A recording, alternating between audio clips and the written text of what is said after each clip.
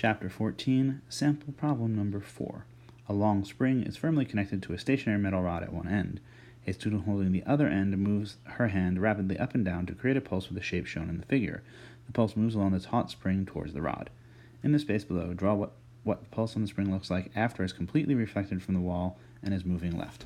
This is what we call a fixed, actually let's put it over here, fixed end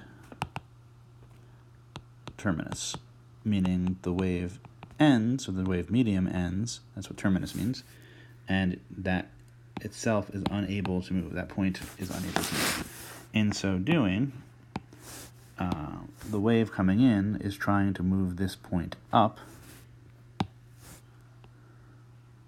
which means that the rod must be pushing down against it as strongly, but that introduces a downward motion that eventually reverses or inverts the pulse. And so eventually, I'm not going to be able to do the picture very well, but it's going to do something like sharp picture with a gradual move off like that. Although my art skills aren't really great, notice that the sharp edge here compared to the gradual fall off, the sharp edge should still be leading with a gradual fall off. This is what we call an inverted pulse,